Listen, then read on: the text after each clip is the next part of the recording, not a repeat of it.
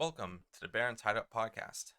I'm your host, Dustin, And I'm your co-host Aaron. and today we have another very special guest on the show, Nick Verdi, the director and one of the writers, I believe, for COCKAZOID, that was premiered this year at Salem Horror Fest. I enjoyed this film a lot. Aaron, what did Oh you yeah, like you said, it was a trip, man.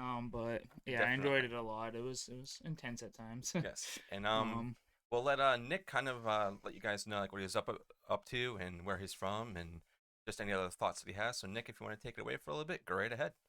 Sure. I have to say thanks so much, you guys, for having me, and I'm honored to be your second. Is it your second interview, right? For Salem Horror Fest, yes, so Cool, far. cool. That's great. Out of what, 100 people, right? There's a lot you can be interviewing, yeah. Oh yeah, there's we have I think one or two other ones lined up, and I think Kay is going to be coming on in November. So we Oh, also nice. have That's her great. coming on for a little bit, which is going to be pretty awesome. Nice. I'm sure she's pretty busy at the moment Oh still. yeah, one she definitely is. But yeah, sorry. But anyway, gosh, I don't know. I'm a lifelong horror fan and horror filmmaker.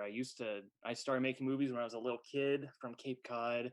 We were just talking about, living in Massachusetts, and I was saying how I've always been Massachusetts based, um, and made horror movies my whole life. So I don't know. This feels like this movie was you know, like my big Massachusetts horror movie or New England horror movie. It felt like very consciously like a trying to Yes. cash in on like a lifetime of like pretending to be Joe Spinell and Maniac, or Henry Portrait Serial Killer, Oh or yeah, I can definitely get like catch those vibes in this movie a lot.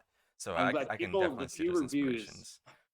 that's good. The few reviews have pointed to those things, and I'm like very, very moved by that. That's exciting Yeah, that because must it's be one of those. something that feels really good to kind of be held to those standards. A bit. Wow, I didn't realize that my film was going to be something of that length. Right. Well, it's funny when something's not exactly. There's a lot of like conscious influences, but a lot of unconscious ones, and you realize they just come from watching them. Yeah, So many times. They become you're unconsciously ripping things off all the time. So it felt that's like definitely the world too. It's like everything. right. But Everything's moving so so it's like fast. if you sense that, then it's like you're the true.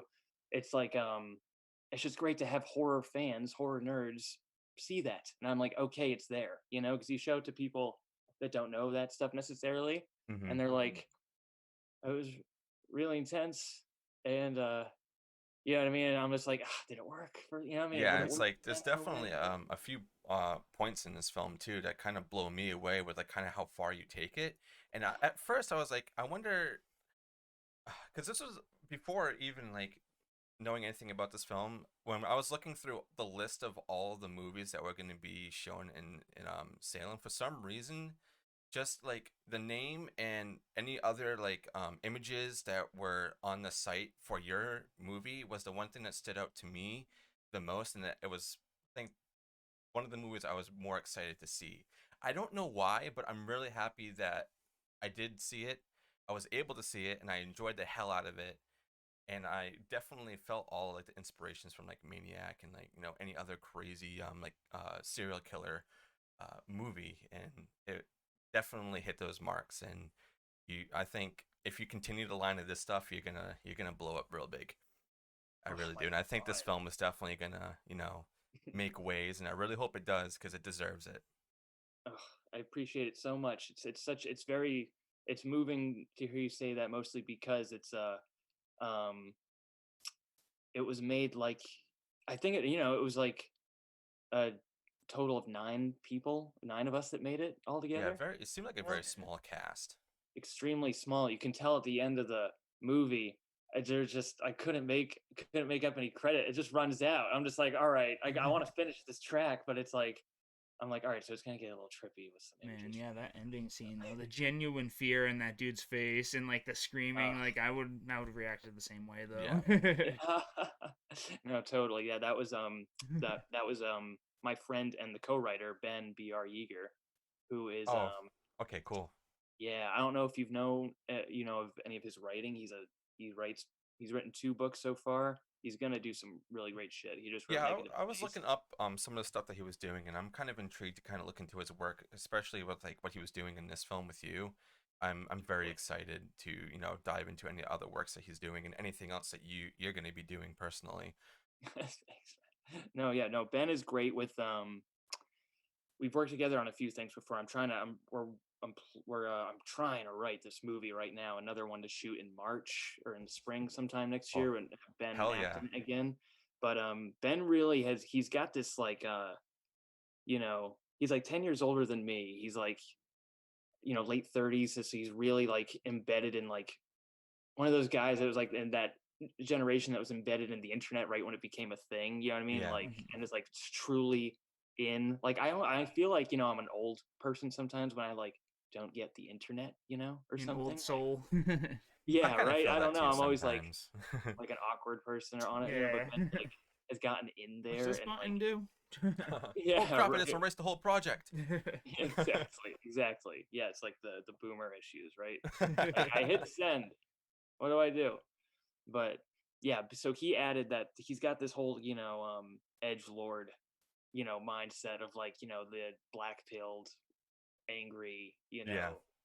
internet guy, and really added that to because we started shooting the movie without any voiceover written, and I knew there would just be a lot of voiceover. It was one of those Oh things where basically like ripping off Angst. Have you seen Angst? yeah, I have. I That don't think movie's Aaron pretty has, but I crazy. have.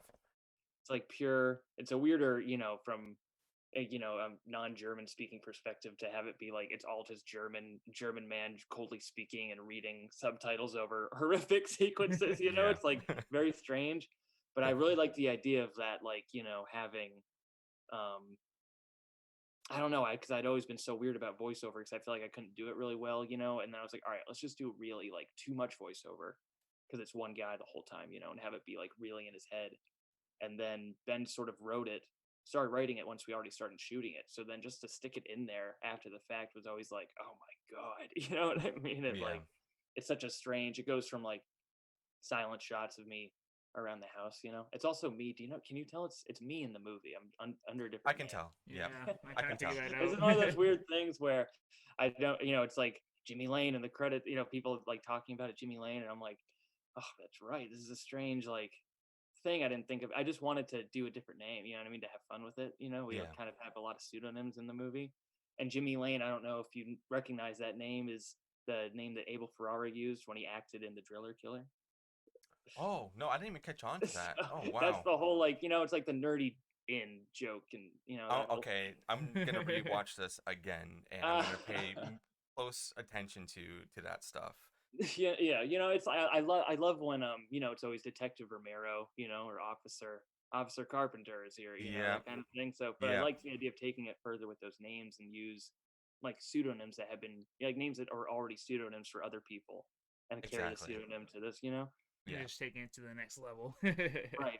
I don't know. If it makes you feel like you have a connection to those movies, right? It's kind of a nice, which is like, it's like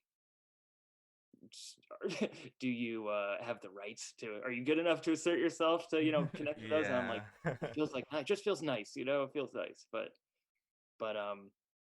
yeah, God. So yeah, Ben's great. Sorry, my mind goes all over the place here once they start talking about this damn movie. I'm still so in it, Honestly, same. Like I have a lot of questions written here, but I'm trying to figure out like what I want to start with and what I want to hit you with.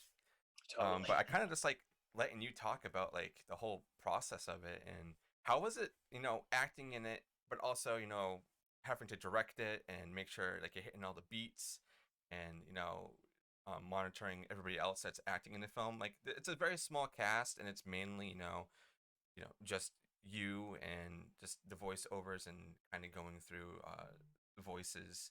But was it difficult having to do both roles? Especially, this is not your first film, but like your first like big one being shown to a big audience. Was it weird at all having to do that?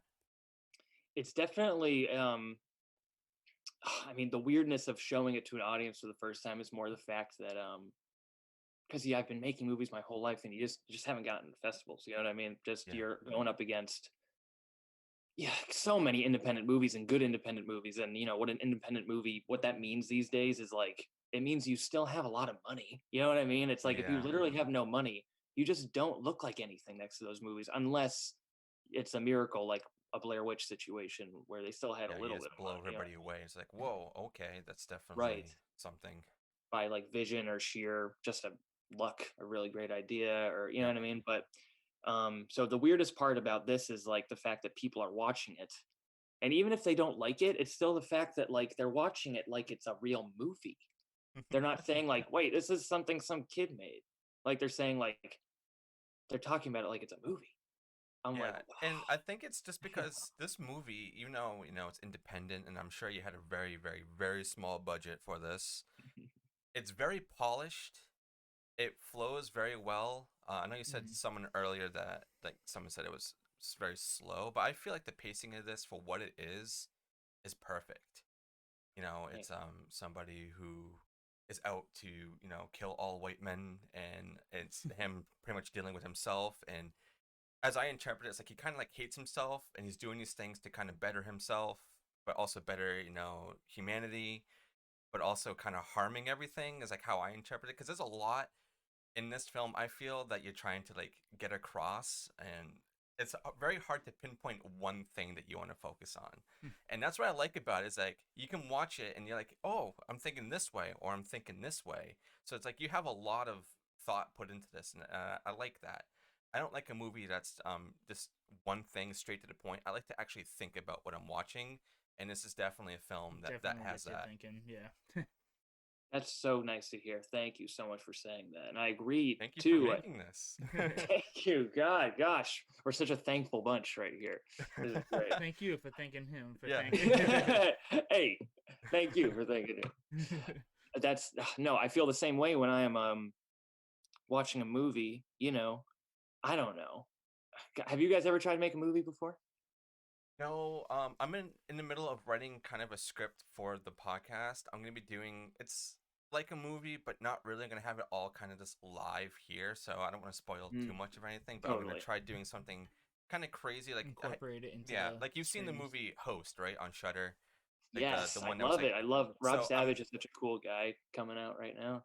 I'm gonna be kind of doing a play on that, but like during the show, and like stuff like happens like periodically throughout. So it's gonna be like a month-long thing, and so I'm gonna hopefully, if I get it right and I have the people that I want, in it, it's gonna get cut down and make into a movie. And I think it's gonna be Cool. kind of cool. It's gonna be a little ambitious since I've never really done anything like that before, but I feel like it's gonna be it'll be fun to do. Yeah. That's an I wouldn't even know where interesting to way to start. it. Yeah, Real I that's a have like the brilliant first way to like attack it. I have like the first like 5 pages written right now, but I have to kind of go through it again. I don't know how long I'm gonna have it, or what I really want to happen. I have like beats I want to hit, but as like a first time writer, or like even director or anything like that, I feel like I've seen enough movies that I feel kind of confident of where I would like want to go with it. And also seeing like all like these independent filmmakers like yourself that were like this year in Salem Horror Fest, or even like the year before, and like watching all these shorts, and like how people can really get things across in such a short amount of time. That's why I like shorts a lot. And I feel like if I can maybe do something like that before I do this, I might be able to nail it. We'll see. Definitely. Well, I definitely think that just especially with horror, you know what I mean? It was one of those things where I hadn't made a straight up said I want to do a horror movie in like so long, you Mm. know, like since I was in high school maybe, you know, and I had gotten more like after I'd gotten more into this like, you know, going more like the David Lynch, like it's like an art houseier horror, you know, and went really Yeah, into that and wasn't thinking about horror as much anymore, and like then sort of realized I was thinking about Adam Wingard a lot, you know, like he made he's very good.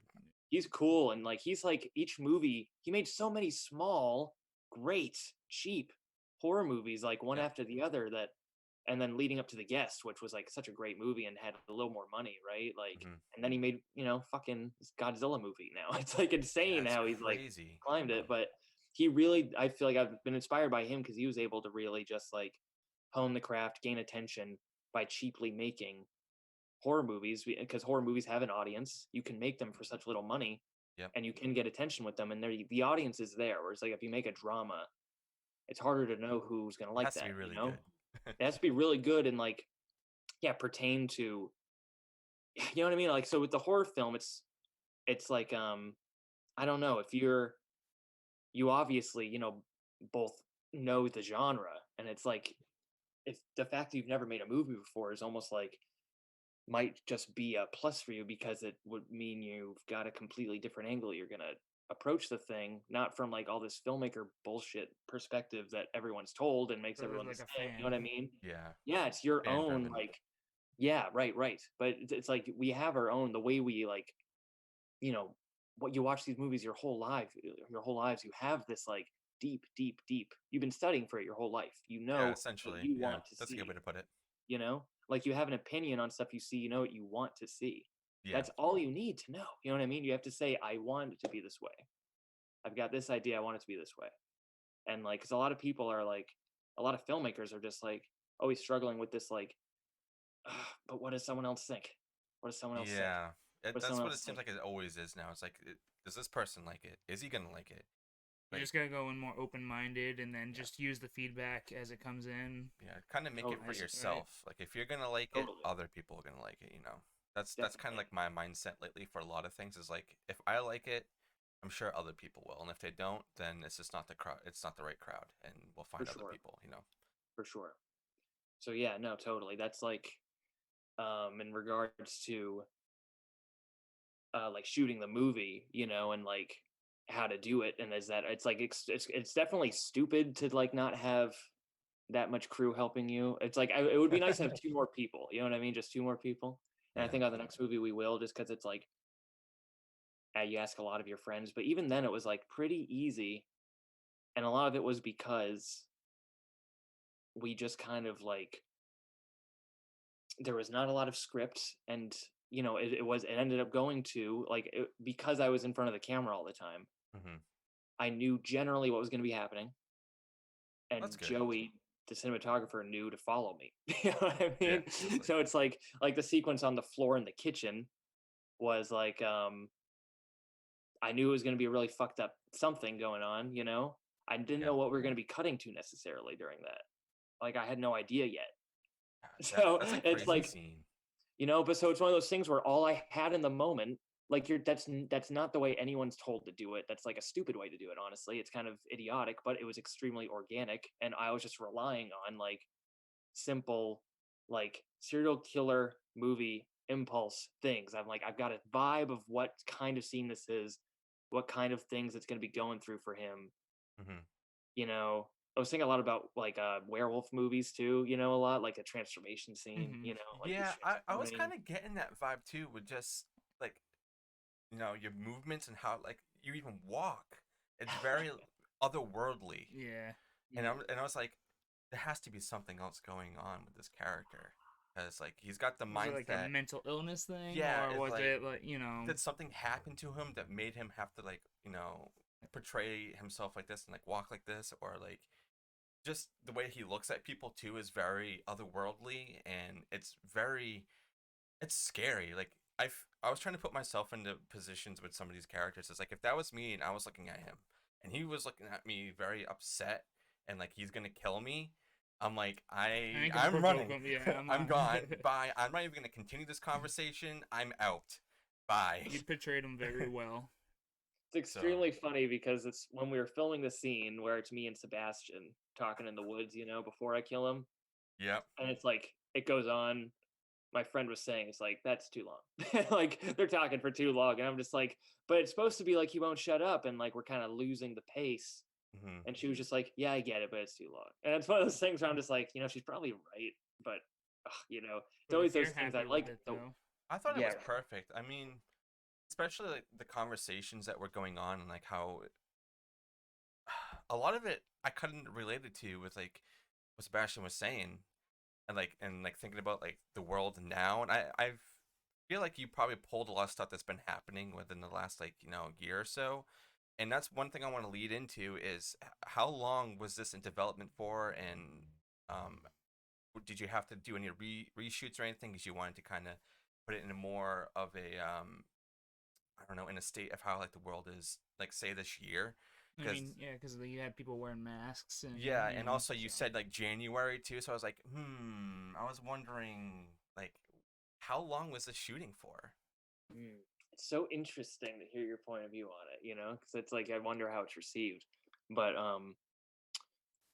so it was made completely spur of the moment. Honestly, I had right when COVID hit, I was making a short film with Ben Br Yeager, um, where he was acting for the first time, and we're really investigating this similar kind of character. You know what I Mm-hmm. mean? A really guy on the edge, edgy, fucked up guy, and COVID like came in. We almost did this last great scene, couldn't do it. Had to cobble together a short from what we shot so far, and then I didn't shoot anything from March until I was writing so much. You know what I mean? During you know, this first quarantine phase, like hiding and trying to write these other movies, and then didn't really shoot these other things, and ended up coming to like November, and it's like, you know, it's like we're entering that winter. I don't know if you remember, but it's like everything in like the news was like, we're about to enter one of the most or the darkest winters in human Yep. history. It's just like, fuck, you know, it's Yeah, like that's not pleasant at all. it I was don't a want to hear negative, that. like very bleak time. Everyone was feeling so bleak, and I was like, immediately, I was like, I need to make a movie, like a whole fucking movie this winter. Like, I need to do something. You know, I was Mm-hmm. like lucky enough to be on unemployment the whole fucking time. You know, for a good year from my movie theater job I was working at. Oh yeah, that was like the hardest like um places that like got hit was like definitely movie theaters. Totally, totally. So yeah, they were extremely closed, extremely closed. But it meant I was extremely safe and extremely paid. I was very lucky. You know what I That's mean? Not good. a lot of people were lucky, so That's good. I was like, I could make the movie on, you know, basically we spent about 2 grand essentially. That's it on like stuff for the Really? movie, but it was just money I had. Wow. If you think about not factoring in the camera necessarily, because that was Joey camera, Joey the cinematographer. Okay. Um, and it was one of those things we had been talking about shooting something for a while, and then so I got the idea at the end of November right after Thanksgiving. I remember thinking about making like I'd seen Angst and I Stand Alone. I rewatched I Stand Alone, which is a Oh, hard one. that's another You another know? good one.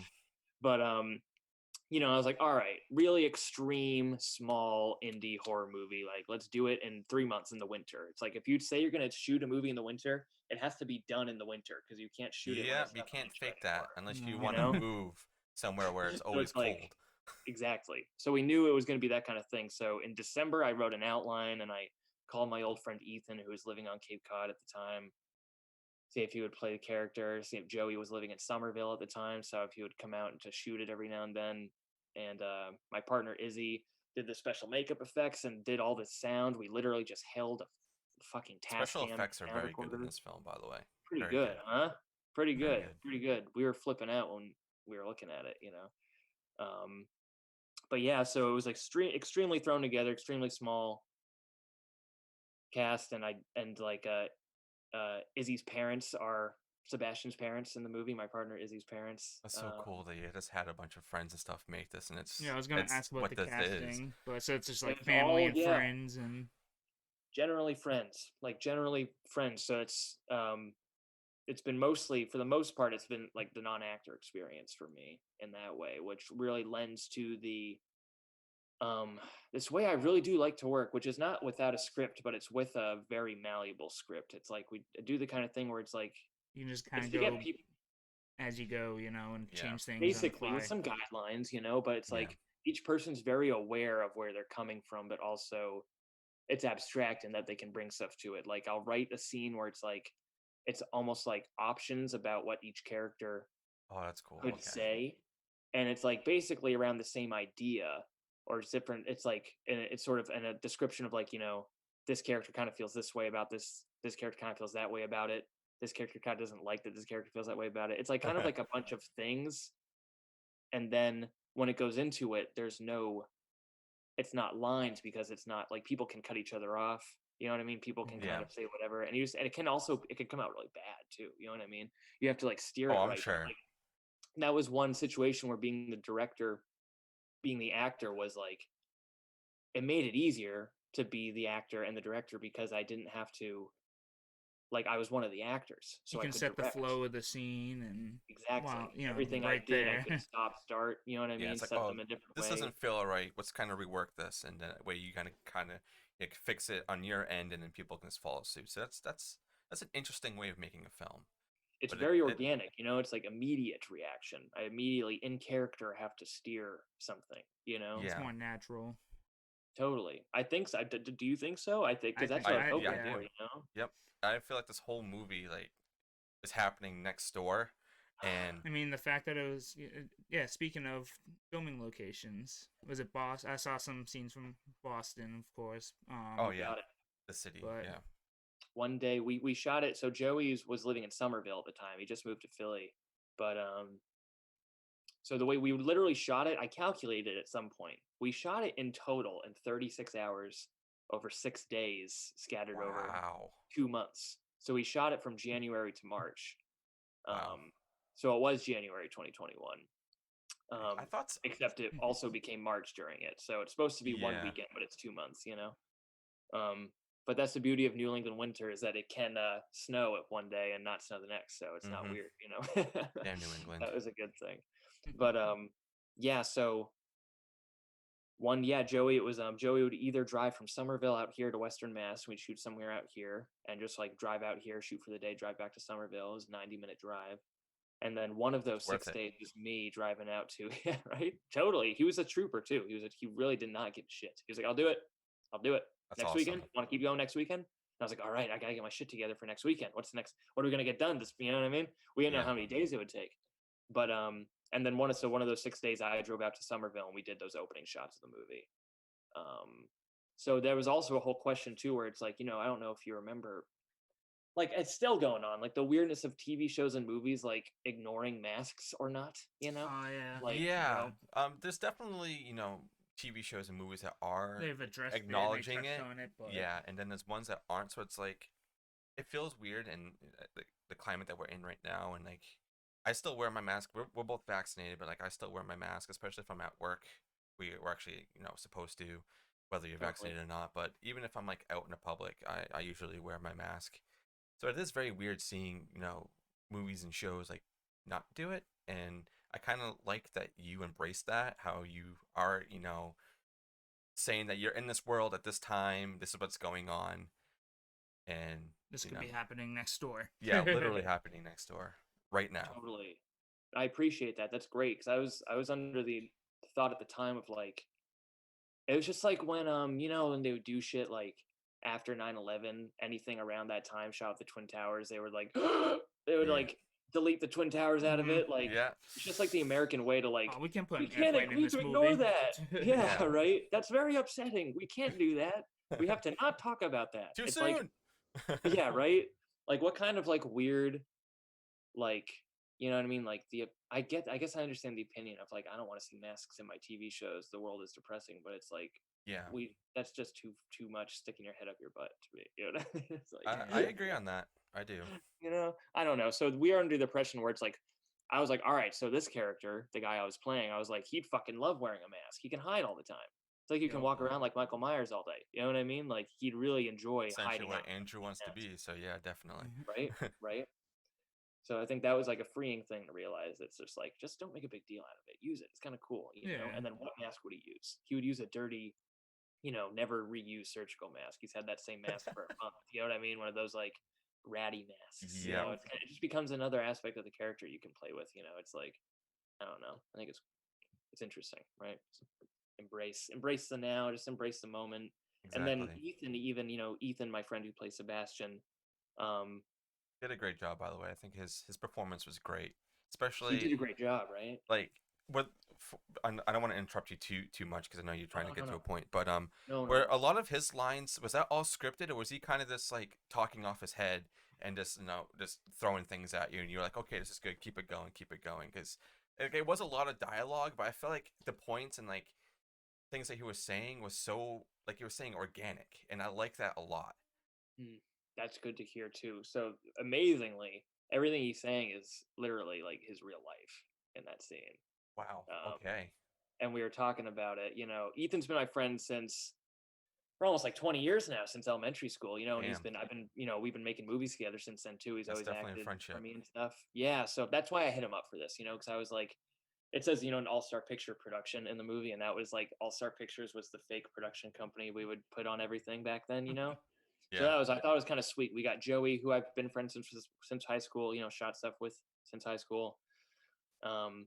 So yeah, and yeah, what was I saying? Right. So he basically, essentially, we were talking about, we hung out the day before we shot the scene. We went out to the woods and kind of like in the spot we were going to shoot it, and kind of talked about, you know, you don't want to like talk about like the theme of the movie in the scene, you know what I mean, or anything Yeah, like that. Like, and exactly. be all like, you want to. There's a really great quote where it was like, Stanley Kubrick talking about, you know, not to be so fucking referential, but Kieslowski, you know, Krzysztof Kieslowski, who did the Three Colors trilogy, and I really believe cool so. Yeah, it Polish does sound filmmaker. familiar. The Decalogue, he did the, I think this was for the Decalogue that Kubrick wrote this introduction for it, saying that he had a really good way of not just speaking about his themes but dramatizing them. Hmm. I'm like, that's right, you have to like dramatize what your movie's about, you know. It's like show don't tell, that whole thing, right? Yeah, exactly. So it's like, it couldn't be like, you know, I was at first I was a little bit like, is it too much for Ethan to be like, what's with the violence, man? You know what I mean? He's like, why with the violence? And I was just like, and that was like the first day of shooting too. And I was just like, is this too on the nose right now? You know, and we had all this stuff to pick from, you know. Hmm. But in retrospect, I kind of I was trying to find ways we could talk around like just a normal conversation at the time, like what we would have, but then how Andrew would finally try and like inject his thought finally for the first time out loud to another person. You know what I mean? Is finally Yeah, leaving his mind, and it almost gives him this high, you know, that like he definitely. immediately You can see it rides, on his face.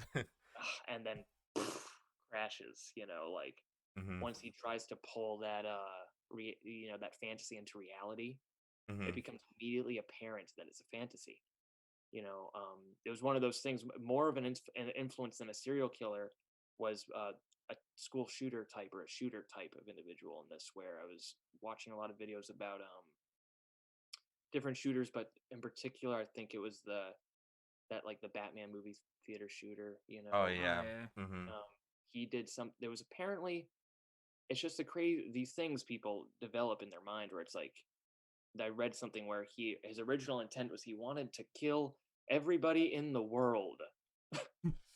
And then he realized that might not be possible, so he said, I'll just shoot people because that's a lot, you know. Yeah. It's like this, the way this People reasoning just goes, like it's like, snap. Something just This clicks in is their head, and they just like, I want to fucking kill yeah. somebody. it's like Something farcical. happens in their life that like changes their perspective on something, or there's like a unbalance in like the Sometimes it's not even chemistry. that, you know. Yeah. Right. No, Sometimes, totally. And it's like, you know, I don't know, it's crazy. So it's that was my notion too, where it's like you arrive at like, all right, this guy wants to kill all white men in Which is America or in crazy. Massachusetts. You know. It's like one of those notions where it's like, it just sounds very like it was definitely, I was like, that sounds controversial, let's do that or something, you know what I mean, or that sounds Yeah. like Look at Me or something, along with Cockazoid as a title, you know what I mean, which like it draws but I people's don't know, it was attention like, too. yeah. I was thinking like sort of, I don't know, like it's those types of like extremes people like end up to when they're festering in their own mind for too long, you know what I mean. It's Yeah. like a person can get to the point that they, you know, are driven into, you know, oh God, you Like know, that and I dude who think with, shot up the country concert from his hotel room. He had Yeah. you know, right, he was a law-abiding citizen. All of his guns were right, registered. No like mental illness history. And all of a sudden, just one day, he just fucking, I'm gonna shoot up a Snapped. fucking concert. You know, right, right, There's been a it's lot of crazy. that lately. I think it's just because of how the world is now that, everybody's like really open, but there's like a lot of bad things happening. The world's changing, the climate Yeah. change. We got COVID going on Our now. generation was just dealt some shitty It's cards, and it's I think that's horrible. why everybody, you know, like in our generation is very, like you saying earlier, everything is so bleak in the world now, you know, Hmm. and that's just all we've ever known.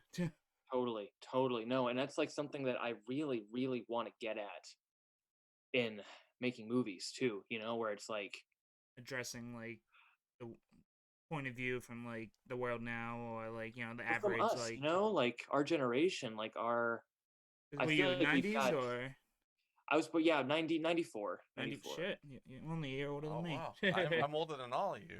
I was born in How old are you? '93. I'm 26. No, we're about the same. But, So but yeah. so it's like, but I don't know, you're what you said, we're dealt a shitty hand here, and it's like it's a very strange time to be, in your late 20s, early Yeah. 30s, or It it's like is. it's not as It's tough. carefree as it used to be, like people, Super tough like our now. parents, they grew up in like like the 70s, 80s, and it was so much more carefree back then. They did, people could build their own house in the 80s, like a Yeah. normal Yeah. person that's not rich could now somehow build you a want house. a studio apartment, and it's like $1,500 a Yeah, month. you need to have money. Easily. That's what sucks Different now. times. Is everything's Yep. just down to money. I mean, it's always been like that, but even more nowadays. Like, you need to have money to do Get anywhere. anything, to have a pull anywhere. Totally. You need to know people upon people upon people to do something that you want to do. It's crazy. Like they're just making it harder for people to live, and I hate that. So, Totally. Exactly. No, and so it's like, and then you see why, why are these guys shooting people, like, why is everybody, you know it's at least we're finally culturally, societally talking about depression, anxiety like it's normal. Yeah. Like, Yeah. there's a time when they literally didn't, They and it just was like that's true. They brushed it mental aside. illness. they said it was bullshit. Don't Oh, worry you're about it. sad. You're good. You'll get over it. Pull her up by her bootstraps, it's Yeah. pull yourself Yeah. up by her bootstraps. But so I mean, that's a good thing, that, or at least we can talk more. But there's also like, I think something comes with, you let go of a lie or something. You let go of a lie that everything's okay, hmm that you have to keep yourself going. Yeah. And then when you let that go, it's a good thing because you're looking at reality. But also the transition from that to the other is It's not always it's good. chaos. It doesn't feel good. It does not feel Nope. good. But Not at all. it's like growing up, I guess, right? I don't know. You I see keep the world for what it really is. Yeah, as a kid, everything is sunshine and daisies, and then once you get out of school, you get your first job, and you're just like, wow, life fucking sucks. And that's like, unfortunately, like the what's like the method of thinking, like I said, our by generation has, because again, we've just been dealt shitty hand after shitty hand, and not really any support. When I feel like Right. back in the day, a lot more people would have your back on things, but now it's like once you're on your own, you're on your own. If you know like one or two people that support you, like you have a really good support system with your films and everything. You got people you can rely on. Like, hey, I want to make this. I want you to be part of it, and I think that's really cool. And I hope that all you continue to do what you're doing and make more films like this, or even like take things a step further or go in a completely different like direction. I'm gonna be there to watch all of them because I love the style of film that you made, and even seeing you act in it, so you can show your chops on both sides, which is really really cool. Not a lot of people, try to do that. They kind of want to stick to one thing, like I want to be good at this one thing, but you're just like, I'm gonna do everything I possibly can to show people that I can do this, and I think you nailed it right on the head. And I want people to really look at this with that kind of point of view, knowing that, wow, Nick can act his ass off, pull off these crazy scenes, but also keep the direction of the film going and, tell a story. And I think that, yeah, you just nailed it on the head. And I want to see more of it. And I can't wait to see what you're doing, what you said next year. God, you're blowing my mind like in Scanners. I'm gonna explode everywhere. Oh, like, please, no. We don't want that. We don't want that. Thank you so much. You're validating my existence right now, and I want to make films for you. You know what I mean? It's like you're the receiver here, and that really it means everything to me, or the audience to me. You know what I mean? I know Yes. we like the same stuff, and we're same generation, same mind. It's a very particular, weird world, and horror's beautiful place to explore that. And I'm glad that it sufficed that need for you, as consumers of this beautiful genre, So thank you. Consumers is an awful word. Why'd I say that? As enjoyers, Well, I mean, there's not really any other better words to say, so I guess guess that's the best out of Customers. all. Yeah. So yeah, Viewers. definitely, man. Thank you for making this. I can't say anything bad about this really. Haven't thought of any bad things to bring up, or it's just a lot of this positive Aaron, when you were watching this, was there anything that like stood out to you that you was like, oh well, this could have been worked on better, or did you think this was an overall? I'm not gonna say flawless, but pretty polished film I mean, compared to like honest, other stuff that you're watching. honestly, I thought it was kind of gonna go with like a found footage type. Like at first, I didn't know like going in what to expect. I thought you're gonna go that route, but No. and then like the flashbacks, like the very like blurry like flashbacks or home videos or Or just inside of Andrew's mind. That's another thing that I was like wondering too. Is like, is this the movie like a representation of inside his head and just yeah, there's like I said, there's so much on this film for like how small it was, and just what you were trying to do. There's so many questions, and I can't wait to see like other reviews and other people like pick at it when it gets into a bigger audience after like Salem Horror Fest, to see what other people are saying, because there's so much to this film, and I hope so, man. I yeah. hope so. I have no idea. I have no idea if what would happen with it, or I don't know. I just don't know. But it's just so valid. If anybody has a shred of the positivity that you have about it, then I appreciate Oh, it. I'm sure And there's I'm going to be happy. a lot, especially now that it's on the virtual part of Salem Horror Fest. I'm sure there's going to be more people like, "Whoa, this movie is crazy." And it being local, because we're Massachusetts, we're all local. It's very cool to see people in our area do stuff on this scale, and it kind of feel like a big budget film when it's really not, with how polished it is and everything. There's no like weird camera works or anything too crazy going on, nothing like ambitious. It's very straight on the point, and I think it's amazing. Dang, are you guys fans, or have you seen Abel Ferrara's Bad Lieutenant? No. That one, that's a rough movie, but that was I love that movie because it's so it just follows the guy. You know what I mean? It's like a very stark depiction, almost like just documentary. Like the camera's job is just to follow the guy. You know what I yeah. mean? I'll have to check That was that more out. the idea with this. Yeah, That's it's what a yeah. harsh movie. It's That's a why I harsh thought movie. it was almost gonna be like found footage documentary type deal, Right. But That's yeah, so interesting too. You know what I mean? That's like that. Like I so would have never imagined that would be a possible like expectation. Because I was thinking mostly just sort of trying to simplicity, but also simplicity in the style of what might have been more the norm in the early 70s or something, like yeah. Last Hmm. House on the Left, or like very like it's funny where my friend Eli Powers, who's a filmmaker, who said something where it's like because I've done this in another movie too, where you just see character walking across space a lot. You know what I mean? Walk across big space, and he's just like, "Oh, you Yep. do that." That's like that '70s thing where you see characters walk across space like Oh that. yeah. I'm like, "Oh yeah, I guess that is." You know what I mean? It's like The stuff that you shadow don't walking through see. the field Yeah, and like stuff that's like too boring to show. Like usually it's cut out now. Like stuff where it's yeah. just like in between moments, and Hmm. like I think that's what he means too, or it's like it's too shaggy. It's like but I'm like that's what I love. I realize I do love where it's like I am with the character. It's like it's not about keeping me there. It's not trying to bullshit me to keep me there. It's not Yeah. like again, it goes back to what we were saying. It's not like, do you like this? It's been too long. I'm gonna cut. I'm Yeah. gonna cut away. They won't. It's being like we're staying here with him, and the connection of feeling through the time is like you have to, if you put all your eggs in one basket, it will pay off. And if it doesn't pay off, it doesn't.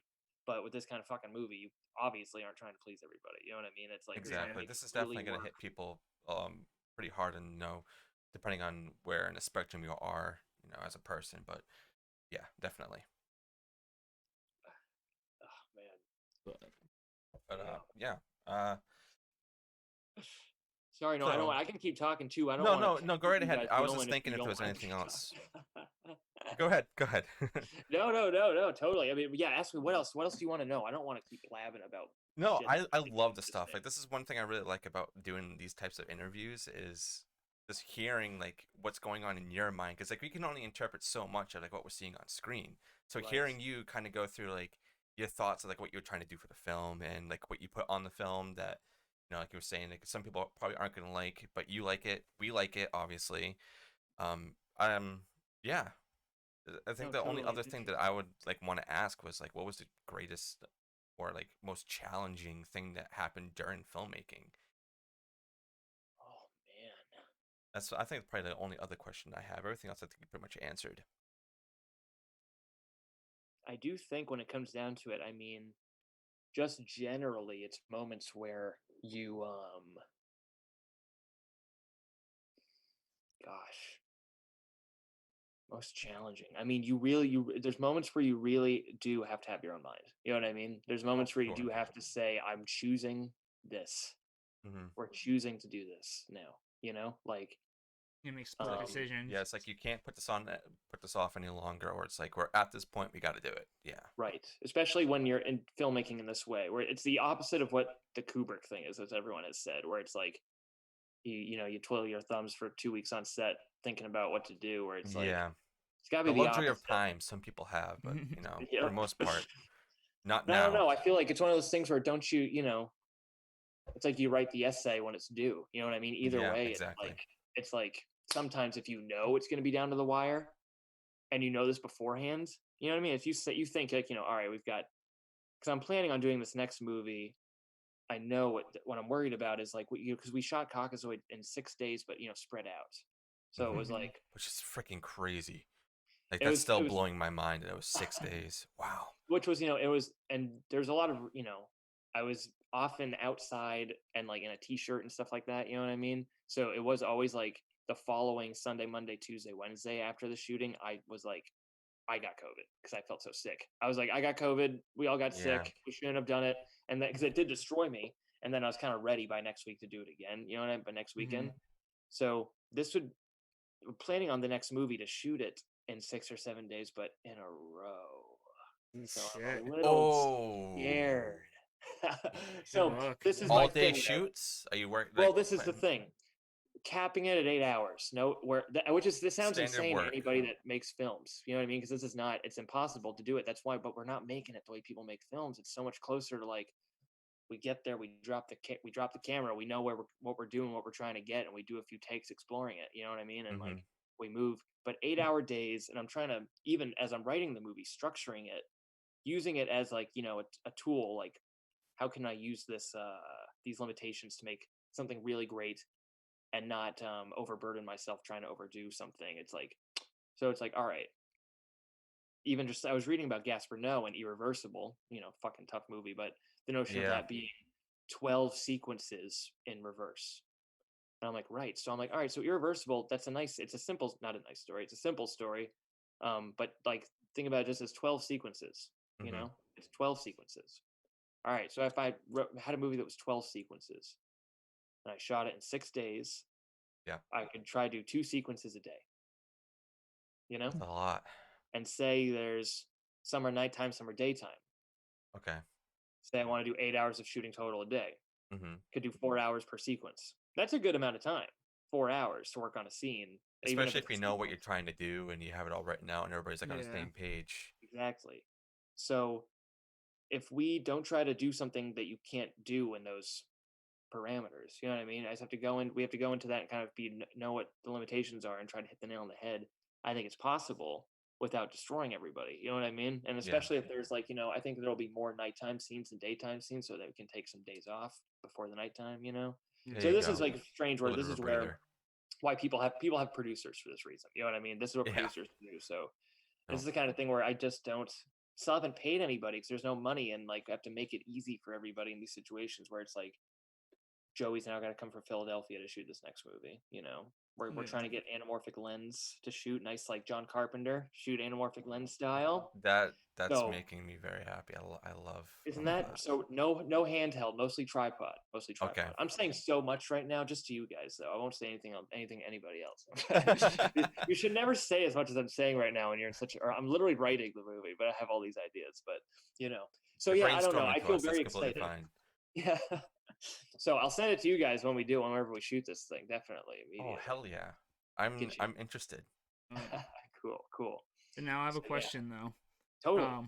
When with your creative like process, like do you ever get writer's block and how do you do you have like not a routine, but like do you have something that helps you like get through that, or like where your creative thoughts like start off? You know what I mean? Like is it Totally. No, that's just such a great question. Such a great.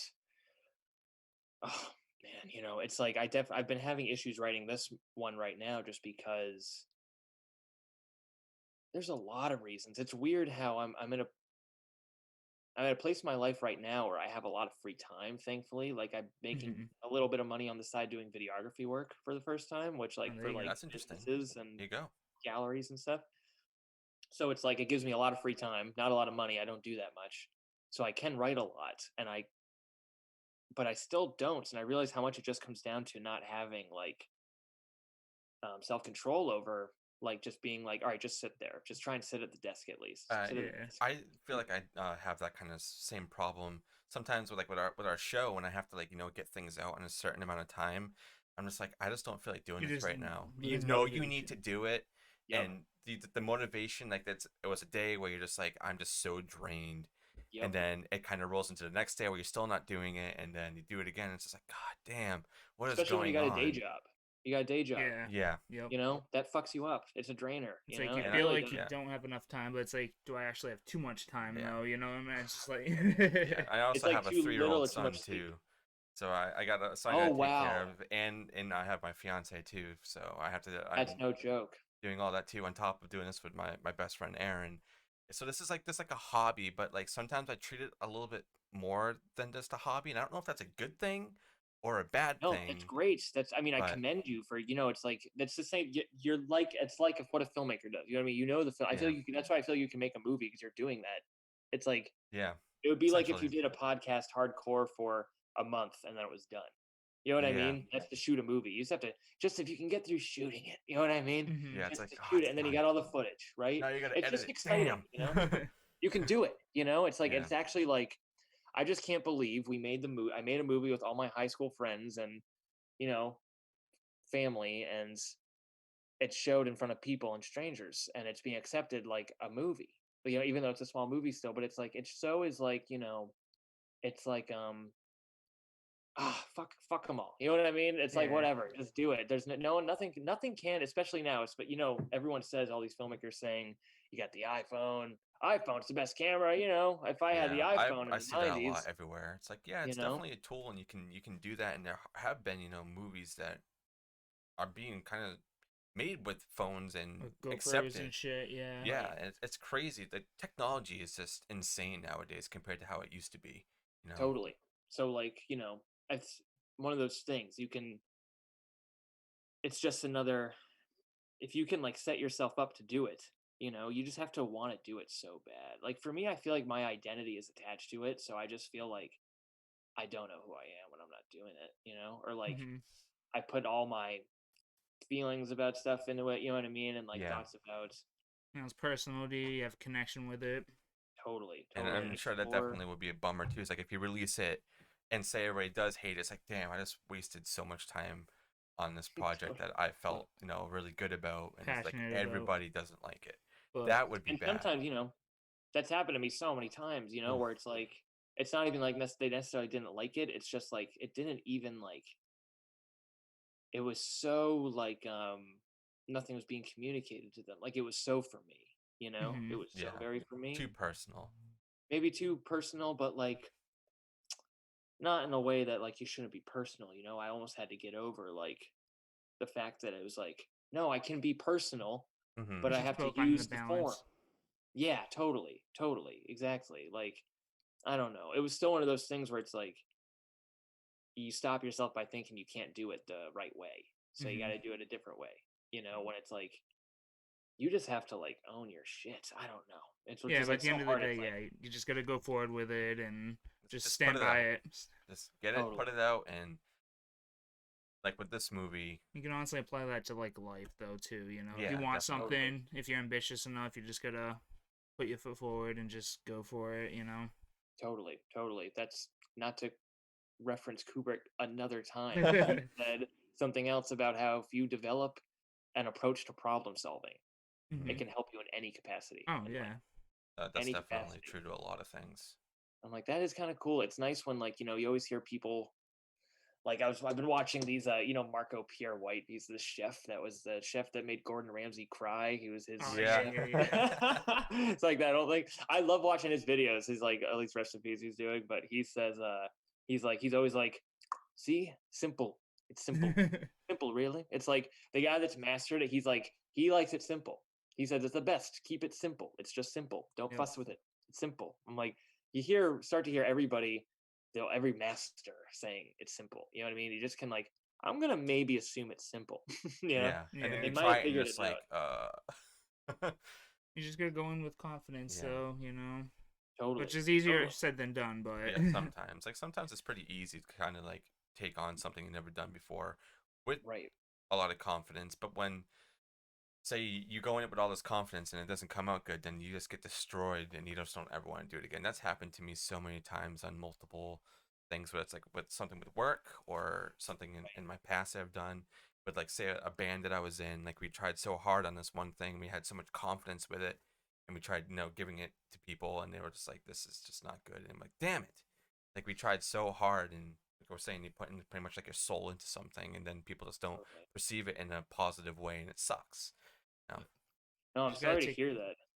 you just gotta take the feedback and use it effectively. You Yeah, know, feedback's good, especially if it's criticism feedback and it's not someone like nailing at you really, really hard just because they but don't it's like it. genuine constructive criticism. You Yeah. know? Right. Totally. Totally. No, it is like, it is, you definitely, I don't know.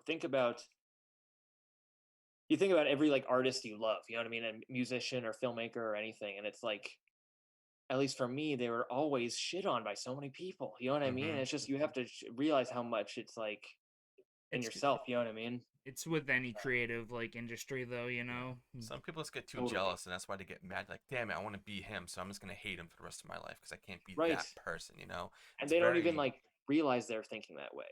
You Yeah. know? Mhm. It's like, how you always hate someone that reminds you of everything you hate about yourself or something? Yeah. It's like, that fucking guy's here again. And it's just like, I hate Steve. It's like, why do you hate Steve? I fucking Yeah. hate him. I hate that thing he does. And it's like, you realize it's like, it's just like the thing I do and I hate it so much. I don't know. It's like, we always like, I don't think we really understand why we think the way they do. We do about a lot of things, like very, like our identity, and are very reactionary about a lot of Mm. shit, and like, especially when dealing with an extension of our identity, which is our art, it's Yeah. like actually like it fucks you up to have that shit on. But part of it is what's incredible is to realize that this person didn't shit on you. They shit on this thing that you made, which is beautiful because it had nothing to it's like it had nothing to do with you. It was a thing you made. You know what I mean? Yeah. So it's like it had the ability to be hated. Like I don't know. It's like it I had an created opinion something. around You it. know, It's like, so it's almost like, I don't know. It's fun it's to all think about about it, perspective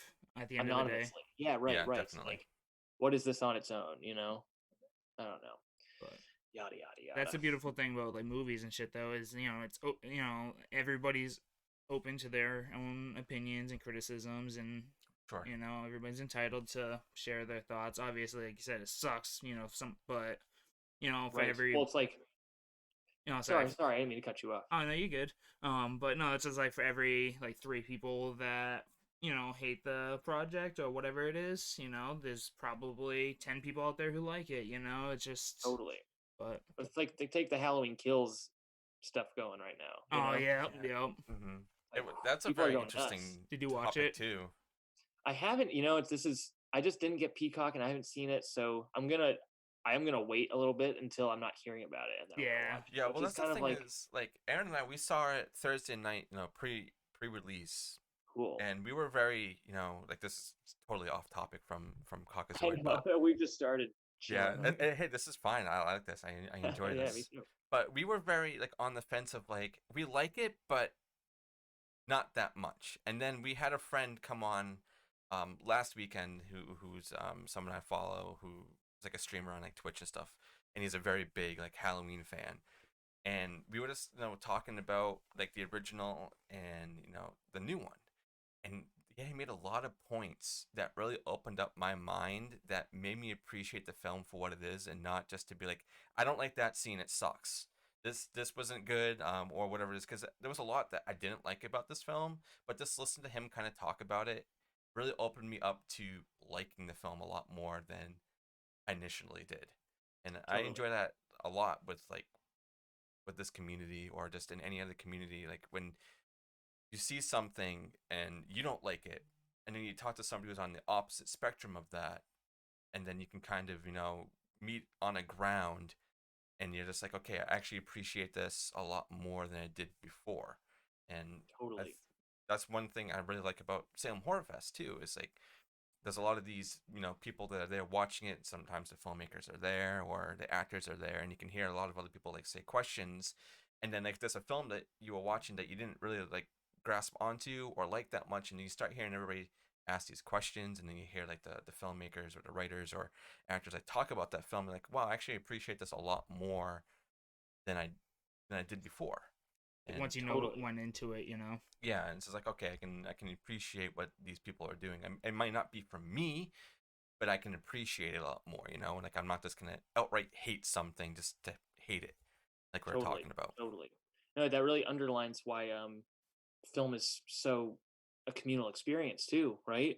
You're Yeah. supposed to be amongst all these receptions, Yep. And and that's then why you. watching movies in a theater is the best way to do it, or with a group of That's friends way or something, you know? And it creates community, somehow. you know. Totally, totally. And like it really, I always when I worked at a movie theater, I always was very aware of like, anytime there was like a like say there was a political film like about climate change showing or something, Mm-hmm. it would only be seen by people who believed in climate change, you Yeah. know? Yep. Like it would never be seen by people who needed to see it. And No. Like that's what there's a, sucks, you know? there's It's an like issue with people that, need to see these things to open up their minds more, but they're just so closed off, and they want to be right where they are and not move. And that's like a lot what's going on nowadays with like, COVID and everything. It's just you just need to open up your mind just a little bit more and take in a little bit more information so that way you can be more knowledgeable and pass on, totally. the knowledge so everybody else knows. I think I that think kind of. art has a. Oh no, Sorry. continue. Good. We're battling for the spotlight. I think. Do you guys know Jonathan Glazer? He made Under the Skin. Glazer. Yes, I believe so. Yes. Maybe. I fucking There's loved Under there's the like Skin. so many things like I know and I've heard of. I So know. like I believe so. It does sound very familiar to me. Well, he's a really, really, really kind of classy, great artsy British filmmaker, and he just released a short I think 2 years ago called The Fall through on BBC, and I can't go into explaining right now. It's very cool. I think it's online somewhere. It's like 5, 6, 7 The minutes long. Fall. Okay, I'll The definitely try to Fall. track I that think down. so. If you look up Jonathan Glazer, you'll find it. But Okay, I'll definitely check that um, out. I remember there was something about it where it was just shown unprompted on the BBC in between programs one night, and it Hmm. was like nothing was advertised about it, and it was a lot of the BBC got a lot of complaints from viewers who were like, "What the fuck was that?" Like, it's really weird. It's like I don't want to see that. And then there's this whole notion that art is supposed to, um, like I haven't heard this from anywhere else before, but they've got this whole, as if I got the impression it's like a classic notion that art is supposed to interrupt, like it's supposed to come out uninvited in front of you. Like art is supposed to be the reflection of society that it's art because you didn't ask for it. Mm-hmm. Yeah. It's like forcing itself upon you, and this Hmm. and it's art, so it's like I don't know, so it's this strange like it only attacks your senses, it's like a Yeah. strange thing. So it's like, and some people it's like that is like you sense when someone just like reacts so strongly to something and hatred. It's like they Hmm. were like they were assaulted by the film almost. It's like their senses, they were like ah, like Yeah. fuck that. You know what I mean? Call the BBC, say, what the fuck was that on my TV that I didn't want on there? You know what I mean? Like, I don't know. That's a very interesting notion too. So you talk about like just being the kind of person that's like, it's great as a viewer to want to ask for that, to say, I want to go and not knowing. I don't want to know anything about this, or I want to be open to this, or I want Hmm. to hear what other people could take from this, and like it's like I don't know, that's something I felt so strongly about when I was getting into like movies when I was so young, and I just didn't understand a lot of like the intellectual aspect of it, like what the characters were talking about or the problems between them. Like I Yeah. didn't get that necessarily, but Me I either until got you get a little bit older. Well, at least when I got a little bit right. older, I started to understand it a little bit more. And you're like, oh, but when you were a kid, you still emotionally got hit by it, like you Mm-hmm. For got sure. something. And I still think I like that idea that I'm watching something that's a little above me. You know what I mean? Like I like Yeah. watching something that's elusive. Like I don't get it yet. I really am like, but what's happening though? I like Like that that's what too. life It's is. element of surprise. It's something, new that you're like, wow, I never experienced something like this. And it's really like, once again, like opening my mind to something completely new. And you can start appreciating that. And then go Totally. back and look at other things. It's like, well, why did they do this?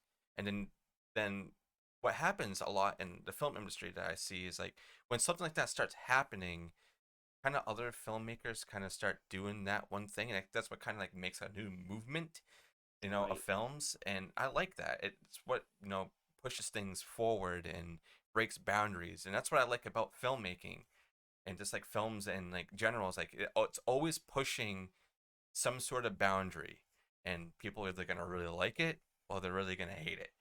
And Oh, sometimes you get that middle ground where people are like, oh, okay, I enjoyed it, and I also didn't really like it, but I can appreciate it. And that right. happens to me sometimes with films. And once again, that's why I love watching things in the theater or going to like a film festival like this and just hearing all like the different perspectives of everybody. It's Yeah. it's And very that's a very big thing cool. with like horror too, is like triggering reactions from people, you know? Yeah, yeah, That's the horror thing. is crazy.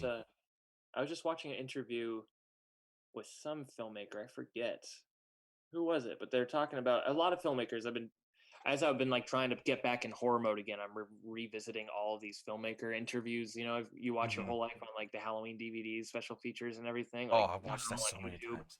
It's like don't they're in our DNA, right? I love that shit, you know. So it's like it's like you can make a movie. You can make a movie in your sleep. I'd say a horror movie probably. It's like just you got it in you, Yeah, you know. I would say I definitely would know the direction I'd want to go That's for great. sure. I don't know. It's so everyone's got a vision, which is so cool when it comes down to it. But what was I going to say? That one filmmaker was saying how much films are just about like it's horror films or melodrama. It's about making you do a guttural physical reaction, pure emotion. I think John Carpenter was saying this. It's not about That intellect; sounds it's like pure It emotion. sounds that yeah. sounds like that was him. Yes, because I've Sounds heard like that before. Yeah. him being like, it's not intellectual pretentiousness. I hate pretentiousness. About emotion. It's right. Hmm. That's evil out there. But no, it's like it's either melodramas are there to make you sad and cry so that you can get the cry out. Horror films are there to make you scared and scream so you can get the screams out. It's not like. And then Wes Craven, who's so quotable. He's said so many quotable things, but he said, you don't go into a movie theater to put fear into you. You go in to have fear taken out of you. You know, Yeah. and it's like that is what it is. You leave. It's almost like after you cry, you're like really sad. You know what I mean? Yeah. You built up, feel awful, but you don't want to cry. So you just keep feeling like shit. If you cry, Yeah. what do? Oh, oh my god, I feel so much better. Feel You know what I relief. mean? Like Hmm. the relief, it has to come out. So you have to, I don't know. It's one of those things where it's like that's why those genre films are popular and there, to keep us regulated emotionally in that way, and also Yeah. keep us dreaming and questioning us and our world and who we are, and I don't know, all those things, right? So Hmm. that's a that's a nice, again, returns to the communal experience. It's really highlighted by the communal experience. It's like One that's hundred one percent. thing that I was like, I so I want to have, I want to make a horror movie that, because Cockazoid is not one of those movies where the audience is extremely responsive, it's just a lot of like the audience being like, Yeah, that was like definitely just like that. At frozen. some points, I was just like, oh my god. Just like turn it off, make it stop, But I want a lot of like laughing, screaming, oh Yeah, you want a little no, bit of a yelling, balance. like people going crazy. You want to think about that, like a really like which is such a basic classic director notion, but I feel like as I'm getting to a point where I'm going back to like, yes, go back to that simple Hitchcock and John Carpenter, Brian De Palma, even, you know what I mean? Like Hmm. the director All the good really classics. forcing this vision, so be very different from how Cockazoid is. Just follow the guy, you know, Yeah. more loose documentary. Follow the guy, keep it loose, keep it real. Don't do anything fancy. Just follow the guy. So I told Joey, I was just like, you just have to report to them what happened, show them what happened. They need to know what happened at the news station. Something, you know what I mean? It's like, just Yeah. be direct about it. But then now it's like, all right, these other guys were much more like a vision, like, so that's something I'd like to do. Um, but I'm yeah, sometimes interested. simple is better, you know? Right, totally, totally. Sometimes that's what like wins over a lot of people is simplicity. Some people try to make it too, abstract and crazy, but sometimes it's like just sticking to a path that you know where you want to go and not try to add too many like weird things going on, which there's a lot of Right, films nowadays I feel like they kind of add too much stuff to like the plot, and then they start messing up the plot, and then they're like, where totally, am I right now? So totally. yeah, definitely being simple is a lot better than being crazy. in my That's the opinion. Carpenter thing. Again, Carpenter it's is about always just like, balance. yeah, right. Yeah, there's a balance too. There's a balance too. But it's always like overall, like I think that also maybe goes back to like it's good to just know what you want. Just know Yeah. what you want. Exactly. You know, because if you don't know what you want, then that's when you do get scattered in a bad way. Yeah, Yeah. because Because you're you're like, like where do I a want little this bit to of go? this, a little bit of that. Maybe I'll do a little bit of that too, and then you do It's like, nothing. well, I've never done this before, but let's try it. You know, Yeah, right, right. sometimes that works out good, and sometimes it doesn't. It really depends on Sometimes it like, does. Sometimes you do just have to try it. You know, yeah. usually. And if you have Or like a good, Error. if you have a good crew, and you kind of like let them know, like, okay, I want to try this one thing. Let's see how it goes, and sometimes it's better than like what you originally had planned. And totally, totally. that's always a good thing because it's also pushing your boundaries and letting you know, oh, I can actually do this now. Okay. Right. You know, Definitely. No, well, there's a scene when we're filming COCKAZOID, there's a scene that's cut out that because we're restructuring it as we're going. There's originally this whole portion of the movie where I'm doing like drugs all the time. Like originally there's this notion which I think the drinking the cleaner attempted like suicide Dude. bit comes from, but like spoiler, I don't know. There's not really any fucking spoilers. You know what you're getting into. Yeah, Honestly. I wasn't trying to ask too many questions about spoilers, but I mean, if you want to talk about them, then it's your film, and we can do I'd say, whatever all right, you at want. this point, we're already pretty far in. I could say you can ask me anything spoiler at this point. Holy shit, we've been talking for a good long. Is this too long for you No, guys? no, this God, is what a long fine. conversation this This is. is This is fine. great. It's fine. I'm not You tell worried. me when to shut up. Truly, you tell me when it's I'm like, all having too right. much fun to tell you to stop. But yeah. So originally it was going to be like just trying to come up with how to make it as grungy and fucked as possible. Like very exploitive by having more and that's where Ethan's, using his drug history as like Sebastian was going to be a part of it, where it's like we used together. It was going to be a whole thing.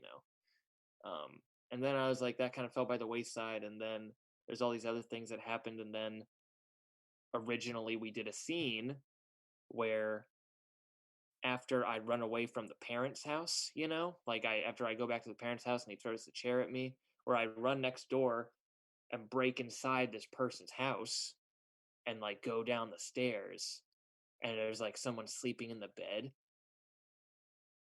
and I like don't know if it's like a man or a woman and I go over and I just fuck them up, like hit them Oh in the man. head with like a fucking blow dryer and then decapitate them and it's like an old woman's head and it was a woman Oh and man. I'm like, oh no, and then some other shit happens, which is some other crazy shit happens. But I was like, this whole thing where it's like we were looking at, so it was this whole idea. It was not planned. It was a last minute thing. And I'm like, I've had this old woman mask.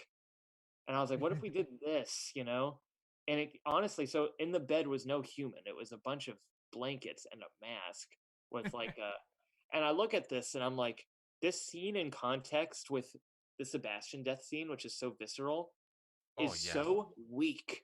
It's like, and I still feel like the other kill scene is so weak, but it's a different kind of scene. It's a very different kind of scene. Mm-hmm. But it was like one of those things where it was like it was a failure. Like we got to, and it wasn't. It's one of those things where you can succeed in a scene, and it doesn't mean you're good now. You can still fail on another one. It's like so. Like we're doing pretty good. This was like halfway through shooting, and I'm editing this footage, and I'm just like, this fucking sucks. I'm like, damn it, this sucks. And that's one of those weird things too when you like make a short film. It's 15 minutes maybe at most, that you're Yep. it's you can more easily hit the nail on the head where it's like the best shots are in it. Whereas when you like my cat just made the weirdest sound. I was like, what was that? Whereas when you make, The a feature ghost. film, I know, right? This house, I don't know, honestly. But when you make a feature film, it's you can't just do the best shots. You know what I mean? It's not just like a short film, so it's like you keep going and then so we got some great stuff, and then we got some not great stuff and I was like, we do have to reshoot something and I was like, what should we do? And then I really thought about how much the story could have a different kind of texture happening there with what the second murder means, and Yeah. then came up with this idea to do, I think it was on the last day of shooting that we did all the stuff where I, get the guy in the car, and then drive away with his car, which is That my car. guy, he wasn't doing anything but just cleaning his car, man. Why? Fucking Why? I bread know. knife through the neck. That's very funny how that's my friend Adam Kozak, who's a musician under the moniker Burial Grid, who's really good. He just put out an album yesterday. But Awesome. gonna work with him acting again too. He's done some, and maybe do soundtrack stuff. He's really great. But Yeah, it that's was another funny how it's thing. like, I enjoy the music in this film. thank you, That's Jeremy another thing I wanted to Pisani. say earlier, but we just got caught up into everything else. But the music is very good in this film. Isn't it great? Jeremy Pisani, who's my friend out here, he's a really talented musician. He plays with the band Sunburned Hand of the Man. Have you ever heard of them? I don't believe so. No. They're classic. They're really great. He's yeah, he's cool. I wish he got tapped more to do more projects because he really rose to the occasion. We talked a lot about doing a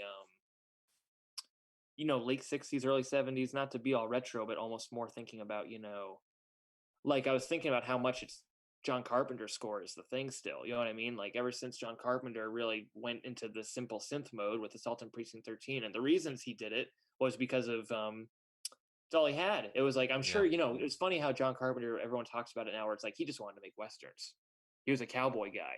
And it was because he was like, so no one would make Westerns, so he made them in the form of, exploitation and horror and stuff. So he would have loved, I bet, a real score, like a Hollywood score, but he's like, I just can't afford that. I just have myself. I'm cheap and I can do this. Yeah, especially like when he was doing Halloween. I think it was like, not even a week. He wrote like the score. I think when we were reviewing it was like 4 or 5 days. He recorded it in 3 days. Yeah, something ridiculous. Assault on Precinct 13, he recorded it in 1. Yeah, it's just like, damn, man. Talk about simplicity. Right? Yeah. So I was thinking about, all right, so what would we could say we're going for simplicity again, but I don't want to just do a John Carpenter score. And I'm almost thinking like, you can't do a John Carpenter score anymore. It's like, it's everything. It's the norm, where it's like, what's another kind of way to go that's almost more antiquated? And then we're like, let's do what John Carpenter would have done, which is almost now you have a computer which can have almost like an orchestra of sorts, where it sounds more like, So then I was thinking, we're thinking a lot about like an Italian sort of giallo, sort of I definitely got that vibe. Like I was also thinking about Cannibal Holocaust score, where it's like a beautiful score and to very a torturous movie. Makes you sick too with some of the music. It just really hits you in a right in the stomach. Like, I gotta go throw up right now with this score, especially what you're seeing on screen. Yeah, it's crazy. Or is that, are you talking about like more the pew pew? Yeah, it's like that. Pew, it's like, pew. And it's so simple too, but it's very just like, oh my god, I feel sick. Totally. No, and I think that's something Jeremy got at a little bit too. It's he did the shepherd, the shepherd's tone sounds that just sounds like it's climbing, but it's not. He did that whole. He used that a lot, and so he did a good mix of that more classic, very thematic score, tragedy score. Some cuts he sent me with like more prominent flute sound. I was like, this sounds like the Godfather theme, for God's sake. Like, it's beautiful, oh, man. Up against this nasty piece of shit movie. You know what I mean? It's like, so I don't know. I love that. So, but thank you. Yeah, Jeremy, I want Jeremy to get more love because he's very talented. He doesn't do that much. He doesn't put out that much music, which he should do more. So I want to be pressured to do more. But yeah, so yeah, there was we had our fair share of failures, you know what I mean? And we had to quickly pick up the pieces and regroup, but because of regrouping, I got a scene that was double the length of Kitty. What it was beforehand. This is Princess, my cat. Aaron's got 2 cats at home, so he's a cat dude. Sorry, you can't see the cat, the podcast listeners here. But yeah, so no, truly, do not let it's like one person who I love listening to interviews with is Clive Barker, because he is so like fuck fear failure kind of guy. He always says life is not a rehearsal. He says I hate when people come up to me and say, I've got a plan to do this thing, I'm planning to do this novel, and he's like, fucking write it. Yeah, life is not a rehearsal. And I'm like, so it's like, any question about how can you make a movie or something, it's because I hear him say that and I feel panic, where I'm like, I need to do the things I want to do, you know what I mean? And there's too many. We just got to do it, find a way to do it, and then but there's still those days where you get up and you don't want to do it. Yeah, it was actually a really good interview I was listening to on another podcast, Postmortem with Mick Garris. I'm sure you know Mick Garris. My favorite. I love that podcast. Just listening to the Clive Barker episode, like him talking about like that tragedy happened when he was a kid, and like how it kind of like morphed him into who he is now, and how he's still like is traumatized by that, and he puts it into his work all the time. It's crazy. Totally. And just that podcast alone, they're all good. I love all the interviews. Mick Garris is a freaking god. I He's would a love to meet classic. him one Like, day. He's no, just truly, he's also cool. Like, he's he's a guy that responds to you on Twitter. If you yep. make a comment or something, like he's really cool about that, and like he doesn't have to. It's like just a No. nice guy, and it's funny where it's one of those things where I don't know if you had the same experience where like I'm like at some point I realized like, oh, this has always been the same guy in these late 70s, early 80s behind the scenes videos interviewing people. You know what I mean? Like I started recognizing I'm like, oh, and this guy's directed that Shining, the TV Shining. Like slowly over Yeah. time, I Like, wow, realized he like did pretty much all the Stephen King movies. Oh, he's done wow. so much. He did The Yes, he Stand. wrote Hocus Wow. Pocus. It's like It's like everything, and he's got this podcast. Like I loved his video interviews that were post-mortem way back when. those were And good too. I I didn't think know he's until starting more to put them on recently. his website now. So I think if you Oh, want to really? watch them, I think he's doing video ones now. I think that's what he Cool. said. So I have to go check that out Oh, that once would I be get some great. time. But yeah, I his do love interviews are great. seeing, like, it's nice to see them too. I like to see. I do miss sometimes in podcast world. It's like interesting to see what the people look like. I forget that. Yeah, Thank we you. do video and audio versions, so people Nice, can cool, do it. cool. So Two different experiences. yeah, so it's like you pick what you want, or you can have both of them, whatever you guys want to do. Ooh, I We love like to that. give options here, not just like limit things. And what's really cool is now that Spotify's opening up to people now, they're doing a test run. I think Joe Rogan's show, which I don't listen to, but like they're starting to put video format for podcasts up now too, not just audio. Oh, cool. So that's something that we're going to be looking into. I'm waiting for them to get back to me so we can start doing that to even get Fuck more of an yeah. audience. Great. That'd be That'll be great. sick. That'll be sick. I hope you have success with that. That'll be cool. Me too. I mean, the thing is about like this show has been so crazy.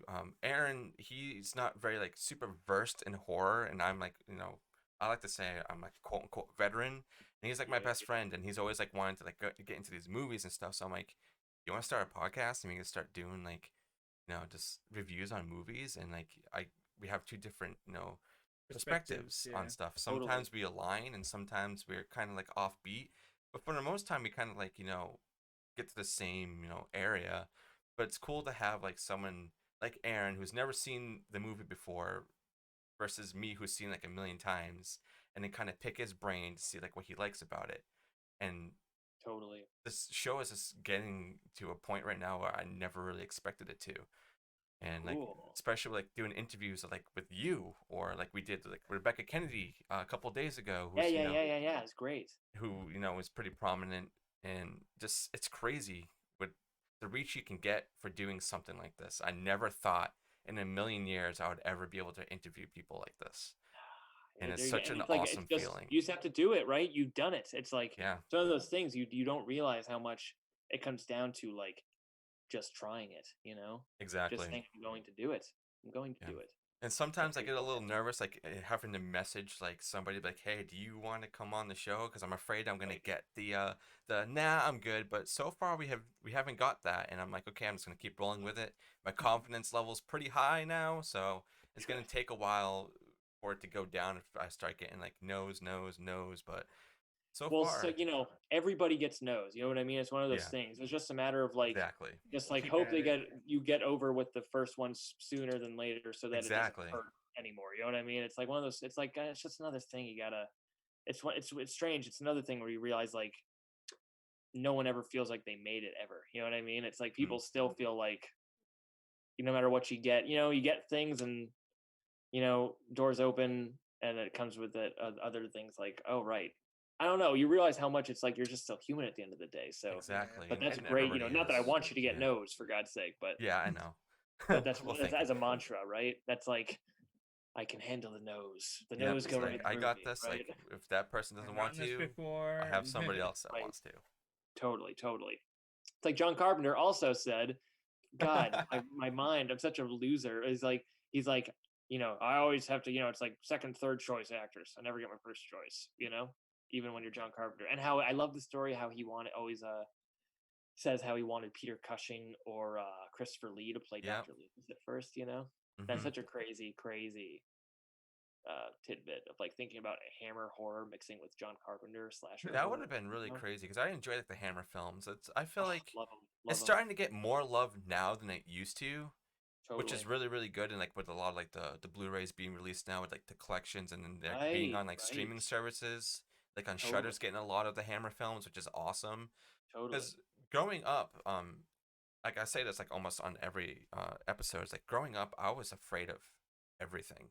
The first horror Interesting. movie I ever saw was Halloween when I was about between the ages of 8 and 10, and I was scared so hard. Like I couldn't do anything. I couldn't go into haunted houses until I was like 16. I really like faced my fears.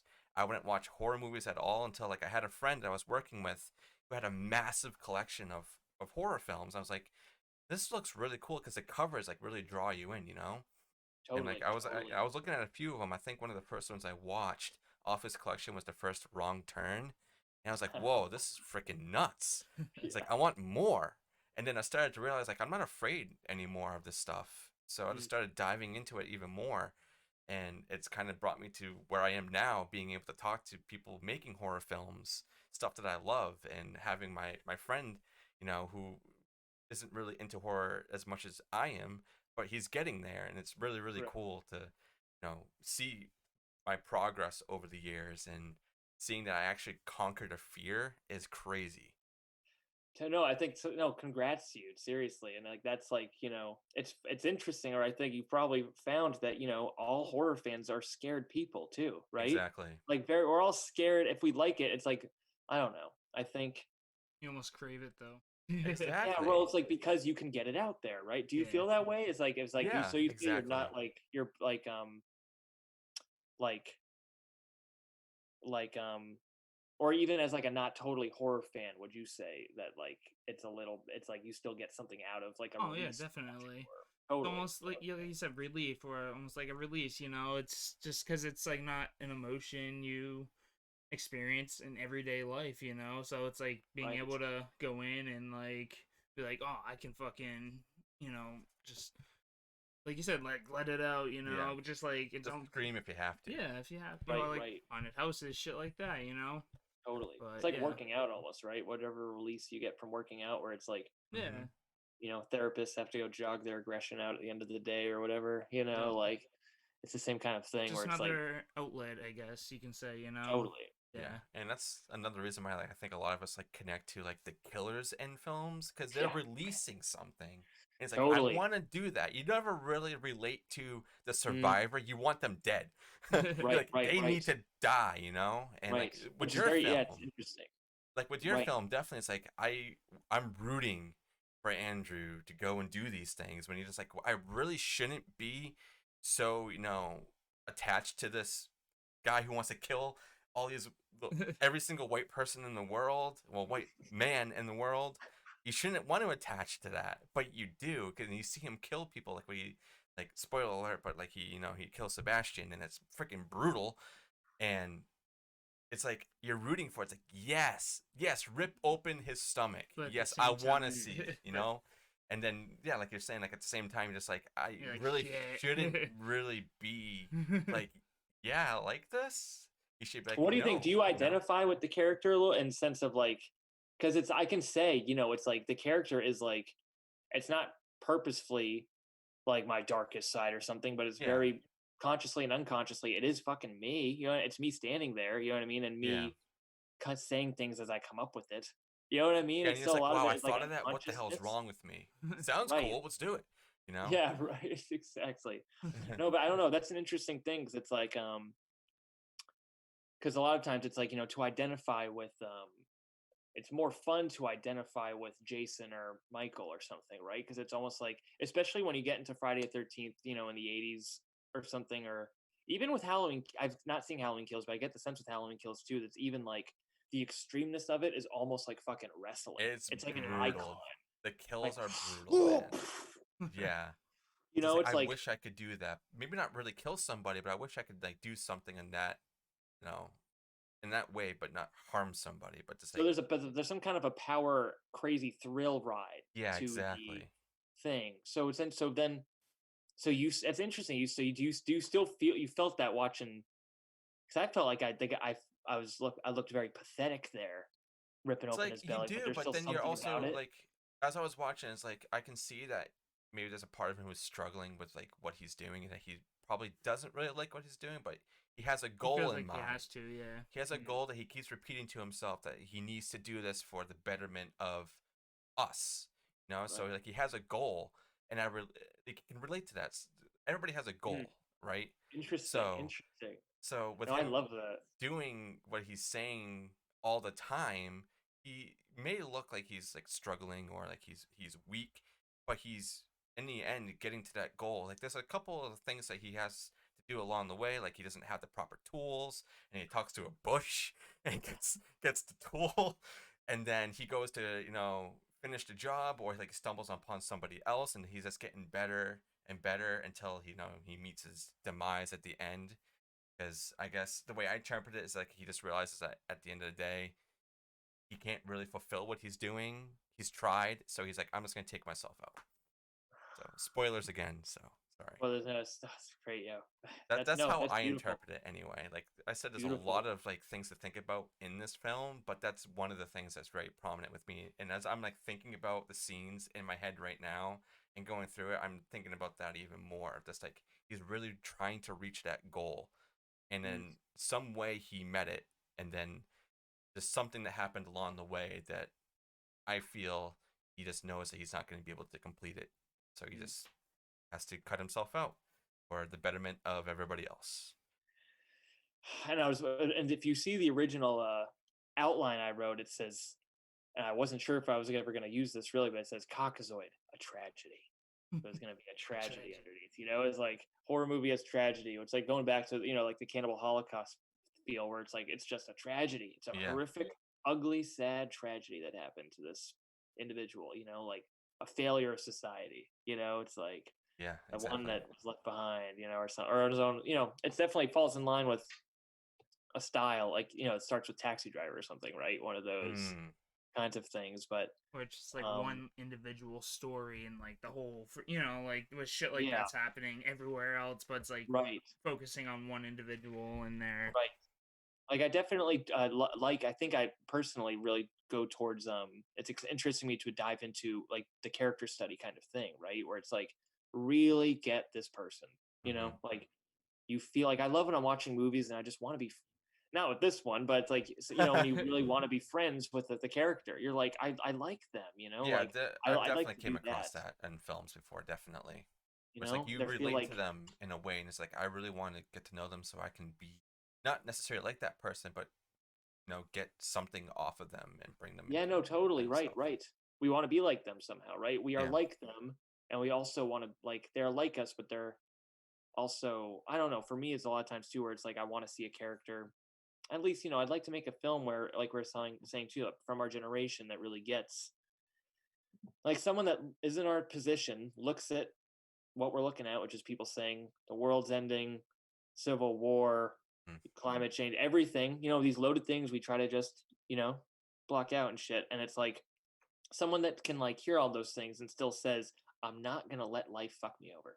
Like I'm winning at life right now. I'm doing it. Yeah. Almost like Charlie Sheen, but not crazy, not but like with that same sense of like tenacity where it's like and they're not like being blind to what's there. They're completely plugged in, but they've like decided, it's like what are we gonna do about it? We have to affirm what we're gonna do. We have to live. We have to move on. We have to find out how we're gonna do that. Take it Yet by the they are struggling. horns. They No. don't quite believe it themselves, like the Mm. way we all feel. Yeah, I don't know. Like, Yeah. I really want to see characters where we are unified in ways that we might necessarily not talk about all the time. You know, Mm-hmm. I that we like might not that. want to talk about all the time. Definitely something refreshing. I would enjoy that a lot. I really would. And it's a horror movie. They're battling a horror, right? Like Yeah, something. I don't know. That would be great. It's like I feel like yeah, right. That would be great, wouldn't it? I want to see something like I that. I do. think we should Do stuff it. like that. Do it. There you go. It's great. It's great. It's fun. That's why I mean that's for me what it's for. You know what I mean? It is. It's like I don't know how to live life. I don't know what I'm doing. I need to look to see what people are doing to try and figure it out myself, and Hmm. test things out and see what do you think, like that kind of thing. Yeah.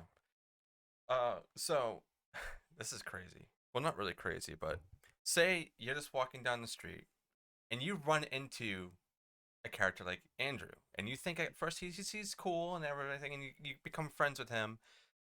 Would you find yourself still being there, seeing him kind of go crazy, would you still want to be friends with him? Would you run away? Like, would you be Sebastian and stay there, or would you be like, I'm out?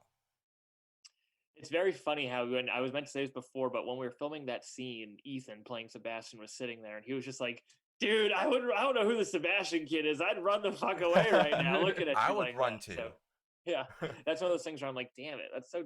I really should have tapped it down a little bit there. It was my first crazy moment, but I would say I've met many people like Andrew in my life before, especially my 9 months working at Cumberland Farms on Cape Cod over the Oh, I winter. I've could met imagine. many. Yes, Cumberland Farms is always crazy.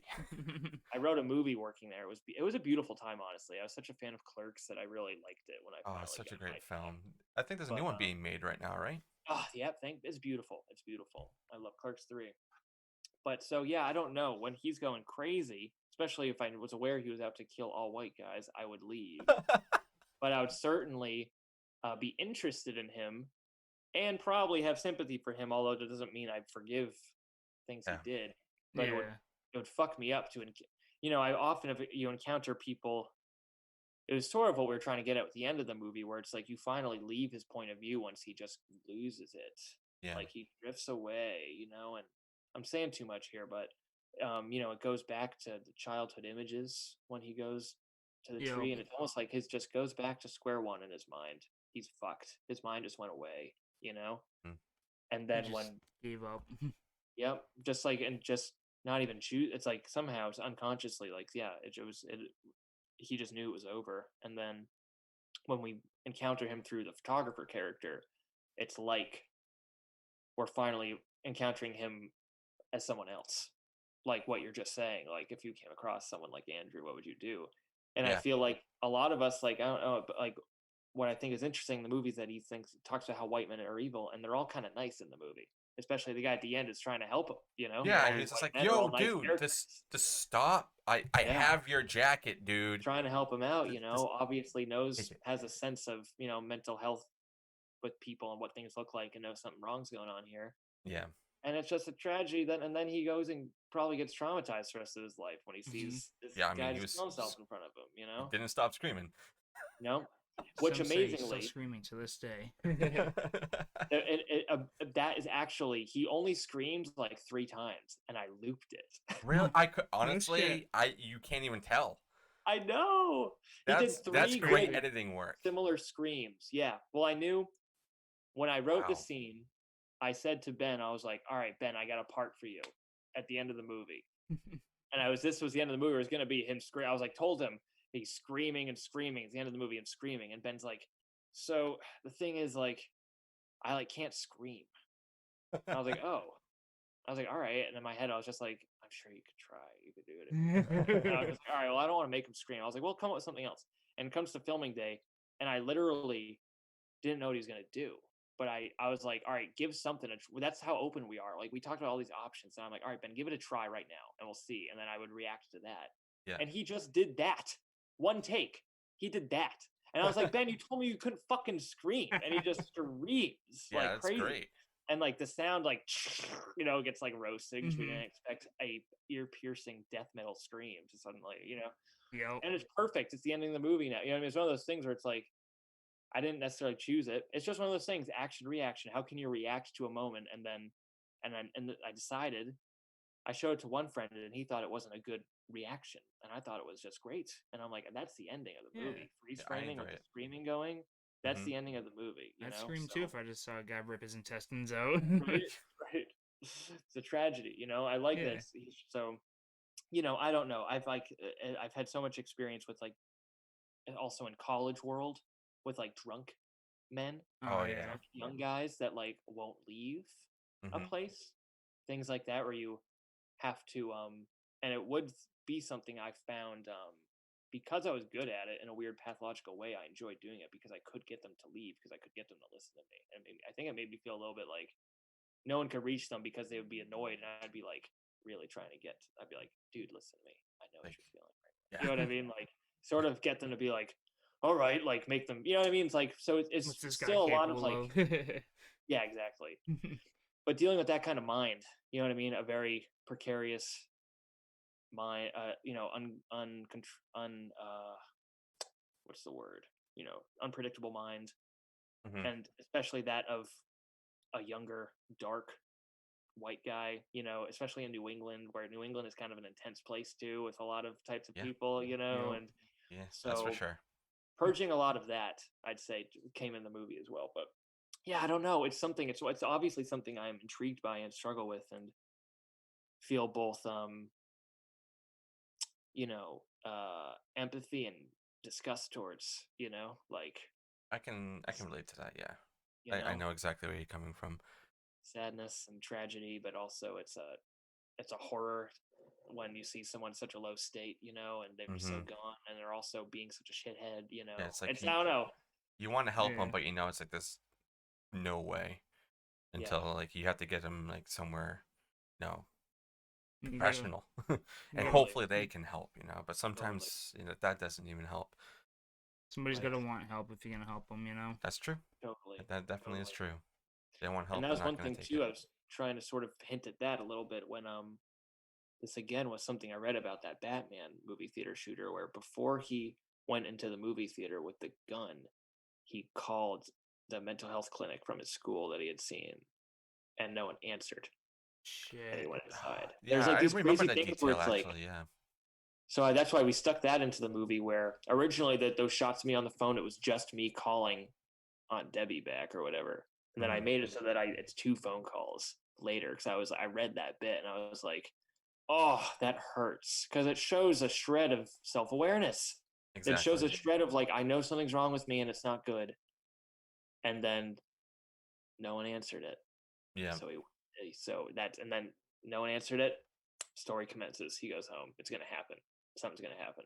It's like a tragedy. You know what I mean? That's what I'm trying to get Yep. at. I don't want to be Yeah. exploitational about this, but I am so moved by just like true crime too, and like how these things unravel, and people just like the real tragedy that happens, and it's always to me it is a failure of society that erupts in violence like that. You know what I mean? In some Definitely. facet, Like society has failed us. We got yeah. to work towards that, right? Not to make it a thing, like I'm making a statement or whatever with it, but Yeah. It's a good way to yeah, look at it, though. yeah, right. But Definitely.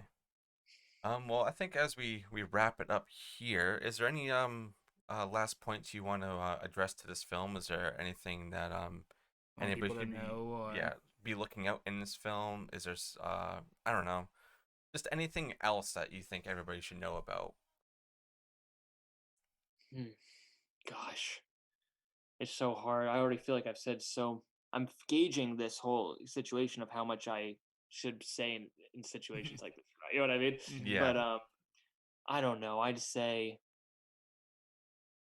I shouldn't say anything, but what I will say is that the film is not coming with any real pre-described philosophy about society, or it's not trying to say anything that's very. I think Ben, my co-writer and actor, has said a lot of great things about it, but um, I think he really made a good point where he just said, how about the movie's about how smart and stupid we all are too. He yeah, didn't say that's what the Yeah. movie's about. We're talking about horror films and how, and I said that would be a great. We just did an interview with our friend too, where he said this, and I was like, that's a great thing. But it's like, so this film is supposed to be. It's a depiction of a human being. You know what I mean? And with that, we ask 100%. that you approach it with um an open mind, and it's not a film that's supposed to be upsetting or nasty in a childish way, but it's our true it's a true enlightened, it's a true god damn it, it's a true depiction of where the group of us were after being isolated for 9 months, yeah. after being isolated for Yeah. so long You can alone, feel really that scared too. of the world, not sure what's going on, and it was an honest, true, organic, and especially for me, I can say in the performance, that was all true. It was true from me. As ridiculous as it is, as an extra as it is, I'm not pulling any punches with it, and it's true, and I'm You really, can it's feel what that we're too. trying You to can do. you can feel how organic and There's powerful it really is, especially coming from you and all the other people in here. Just how crazy it is and how powerful it feels watching it, and you do get scared, listening to some of the stuff that everybody's saying in the film, and Just- I enjoy that. Yeah, and throughout, like, there's like this whole like unsureness, like type vibe. You know what I mean? Like, it's just very like eerie, It's kind visceral. of. You know, It's very visceral. visceral. Yeah. I'm glad. Thank you guys. I appreciate everything you've said so much. You probably made my ego way too big, but I really, it's much love, truly. I really do. I appreciate being here, and I appreciate you watching the film and feeling the way you do and saying everything you did. And, Well, thank you. I'm sorry I can't stop rambling here, but I Hey, appreciate the it. I just rambling have is so much is fun. the best part. People are gonna love this. I Just love a it. natural conversation, you know. Yeah, I'm definitely Okay. gonna be Nothing. re-listening to this tomorrow. Oh, But, wonderful. yeah, like seriously, like thank you for having this vision and making it. A And, reality. yeah, and thank you also to Salem Horror Fest for picking this to be, Yes. part of the festival. Thank you, Kay. Thank you, Salem Horror Fest. My Yes. God. Seriously, like the most validating thing in the world is getting accepted to this, and Hmm. I don't know. It's a first. It's a big milestone for me personally, and again, Oh, I yeah, bet. Like being, accepted into a festival and it being part of like the locals, like you're with yes, truly, everybody else too. In Salem of all places, too. You know. truly, Yeah, truly, and like there's a lot of other really good, the local mass hysteria films that came out, and this Definitely, was the one that I was like really really excited for, and I'm happy when I watched it. The excitement, was validated, and knowing nothing about the film or anything, and just going into it and be like, I'm blown away with what I just watched, and it's local, and I'm gonna be talking to the director and one of the writers is absolutely mind blowing to me. So It makes me seriously. so glad that you're no, truly. It makes me so glad that it's like this because it makes me feel like I'm actually a filmmaker. That you would You feel that's how are. someone feels about a filmmaker. You know what I mean? So Yeah. it's just like I still can't wrap my head around the facts. You know what I mean? Where it's like that's something that is a truth to other people. So thank you so much. I'm just so glad to have been able to reciprocate that. And I'll share the next film with you. I can't wait to hear what you two think of it. And, Oh, but I I'll talk to you can't before wait. then. I'm Looking sure. forward to it. Is there anything that you want to add before we end this, Aaron? I think I got basically all my questions answered and my 2 Awesome. cents in. But Time to Yeah, take a just- nap. We're tired here. How Yeah, long did we right. go for? Almost 2 hours. Oh my hour God. 46. Beautiful. Well, No. I'll let you off the hook now. You can leave now. I mean, we'll definitely keep in touch. I want to know everything that's going on. Definitely. Hell, I would love to be part of a project if you ever need like Hey. an extra, dude. Like, Truly? yeah, Let's like see. How seriously. far away are you from Amherst? What, do you say an Like- hour? Honestly, probably not far. Maybe an hour max, but Yeah, you know, 45 hour. but still same state, so it Yeah, can't like, be dude, far. I really don't care. Like, I love You your guys work. have got such a Massachusetts vibe too that I want you in the movie. Probably, I'd like to have you in Dude, something. yeah. Let's. I'll keep not. It's dangerous to say something that dramatic up front because in case by God it didn't work out. But Yeah. I definitely love that idea. So let's be in touch. Yeah, definitely anything, man. And I would love to have you on the show again, whether Oh, it's beautiful. about your next project or if you just want to come on and talk horror. Just shoot About- the got shit, it. about yeah. I'm something, always down. I'm always so down. our DMs are Yep. always open, and I really hope other people reach out to you and pick your brain like we did, and just listen to you ramble on about everything and anything horror. Thank It's you. absolutely great. Thank you, dude. So, thank you and so I much, wish you Nick. the best of luck. Thank you, The man. best of luck on your show as well. I really think you got something great going on here, and I hope that you get much more cool and some really famous guests, and maybe Yeah, you can get we're Nick Garris definitely- one day to talk about his podcast history and everything. Oh That would be man, great. yeah. It's definitely getting crazy, and it's October, so of course it's gonna be crazy. But it's like way crazier than I was expecting it to be, and that's a good thing. It's definitely a good thing. Even though your head's spinning like The Exorcist, right? Yeah, literally, like. But this was. Thank you. Yeah, thank you so much for being Sorry, on guys. here, I'm shutting up now. Goodbye. Zip. man. So this was the Baron's Hideout podcast. I was your host Dustin, And I was your host, Aaron. and that was our special guest Nick Verdi, the director and co-writer, I'm going to say, on COCKAZOID. So thank you guys so much for listening, and please reach out to him and watch his movie. You can get it on Salem Horror Fest virtual right now. The link will be in the description on everything to get your passes. Thank you guys so much for listening, and we'll see you next time.